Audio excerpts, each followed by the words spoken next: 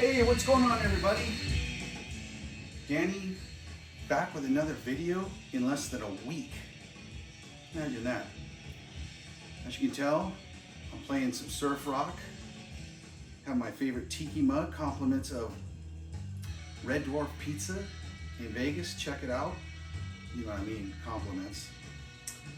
Anywho, I was so happy with my finds today, I decided I gotta make a video right now. And let's start off with this. This is the instrumental sounds of the, hope I'm pronouncing this correctly, the Bomboras. And what is this? This is Savage Island. Hopefully there's not too much glare on it. I'm working with lighting issues, but I saw this. I just had to have it just because of the cover, but the music's actually pretty damn cool. And the artwork is done by Shag. If you're not familiar who that is, he does a lot of tiki art for Disneyland. And I just dig that cover, man. That looks so cool. But yeah, I came across this by accident today at Record City in San Diego. I'm not even sure what I paid for this. I think I paid either 10 bucks or 15 bucks, something around there. And it's on Dionysus Records. This is a first pressing, I believe in 95. I looked it up when I got home. And there's a second pressing, I'm not sure what year that is. It's 180 gram, but yeah, man, I'm happy to have this one. I'm just stoked. This one is really cool. Love that cover. That artwork is bitchin'. And while I was there, I got actually quite a stack. Pretty good stack. Actually, I think I even left out some of my brother's stuff that I got for him. But, so recently someone came in there, sold quite a bit of their collection, and they have a lot of U2 stuff. I know my brother was looking for it, and I picked him up a couple records, and as we were talking about it, he was telling me that he had some more in the back, and he showed me this first pressing of Boy from U2, which I did not have on Island Records. And this is a UK pressing in 1980. And I'll show you what it looks like. Now, this goes against me as a collector, but when it comes to music, you should be opening everything and listening to it. But sometimes stuff like this, it killed me to cut it open. He suggested we open it because he thought that this wasn't the real shrink, but it was. This thing had never been opened until today. You know, what is that? That's from 1980. This thing, and still flat as a board, no warp to it. I wouldn't say it's my favorite U2 record, but it's pretty cool. I think everyone would remember I Will Follow. That was probably their biggest hit on this album. There's another couple good ones, but pretty cool. I was pretty excited to get this one. And he showed me this one, U2 War, Japanese pressing, as you can see with the OB strip. And this is on Polystar. I'm not going to open it up because it's too much of a hassle. This is a obviously Japanese pressing from '83. Just all the stuff he had was just minty fresh. So I couldn't pass this up. I have one from years ago that's kind of beat, so I was happy to see that one and picked it up.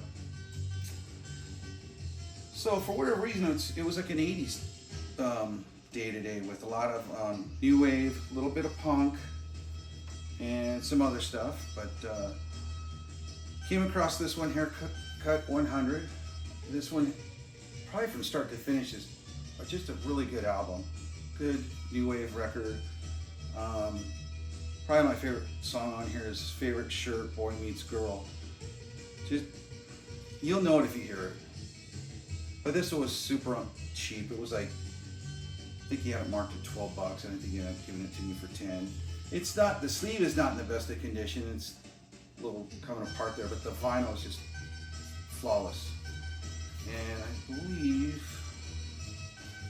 that is on Arista. You can see that. Super clean. And I came across this one. Where were you in '77? I was in San Bernardino, or actually Rialto. But yeah, that was good times. We gave this a quick spin. There was like a scratch on it and it didn't affect the play. I'm not even sure what label this is on. It says Warner Brothers Music. Oh, because I think this said partially, I don't know. I don't know if it's a bootleg or not, but anyways, I think he wanted like 15 bucks for it, and I think we settled on 10. It's not the best recording. It's live, and I mean it's live. It's like someone recorded on a damn cassette tape out of their jacket. But it's got the typical shit. I mean, they only did really one real album, you know. No Future, Lazy Sod, Bodies, No Feeling, Pretty Vacant, all the classics, you know. What else? What would you expect? But I thought that was just pretty cool to have. I dig the cover. And then keeping it with the punk, I saw this, which I don't see a lot of singles from the Clash, at least 12 inches. And this is the Magnificent Dance, as well as Magnificent 7, which you probably know that song. It's a single. On the other side is the Call Up and the Cool Out. And this is 80. $8. I couldn't pass it up for $8. I probably got it for a few bucks cheaper than that. I do get the homie discount. You know what I mean? Anyways, next thing I came across was another single of Gene Love's Jezebel, Heartache. I don't know if you can see it, but it has the gold stamp promo there. And for $6, I wasn't gonna walk away from this. I don't particularly, I know there's some songs on this album I really like, so I'm sure Heartache is probably one of them. I just don't remember, it's been so long since I listened to it, but I thought this would be cool to have for $6. And if my collecting hasn't gotten more out of control, I guess I'm running out of shit to collect, so now I'm collecting soundtracks, apparently. I came across this one, and I thought it was pretty interesting. I thought the movie was pretty cool, at least the way it was filmed. Sin City, A Dame to Kill. I believe this was the follow-up to Sin City. And of course, what attracted my attention to this as well is that this is, here's the inner sleeve. It is on red vinyl. So I thought that was pretty sweet. And it was like around 20 bucks. And actually I looked that one up. It's kind of a pricey record. So I think I scored on that. And staying with the soundtracks, Pretty in Pink. So if you're from the 80s, how can you not remember this movie? It's a classic.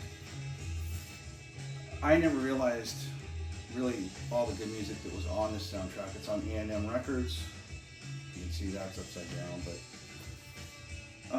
one of my favorite Morrissey songs, or Smith songs, excuse me, Please, Please, Please, Let Me Get What I Want. Of course, it's got Psychedelic Furs, Pretty in Pink. It's got NXS. Who else is on here? It's pretty damn good. New Order, Shell Shock. I'm not sure if I said Echo and the Bunnyman, but anyways, yeah. So I couldn't pass that one up. And it was in really, really good condition. Again, I don't know if how the lighting's showing on this, but pretty happy about that one. And last but not least, if you're a product of the 70s, you should remember this movie. It's a classic. Bugsy Malone. It's Jodie Foster and what the hell is that dude's name? Paul Newman or Paul Williams does the music on this. For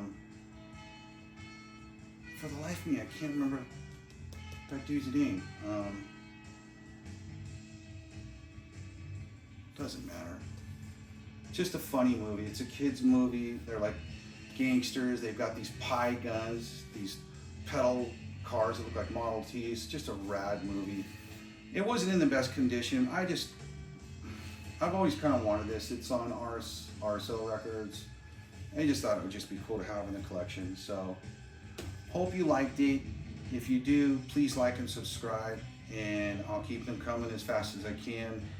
And check out Record City. I'm going to try to attach a link to, there was a documentary that I was told about today about their store when it was closing and the new one that opened up.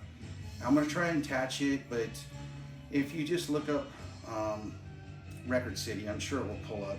It's kind of interesting. You'll see Graham talking about him working at the store for 26 years and what they had to go through to get to the new store. It's pretty interesting. It's a quick 9-minute video, but anyhow, hope you liked it. Please like and subscribe, and hope to see you on the next one. Thanks.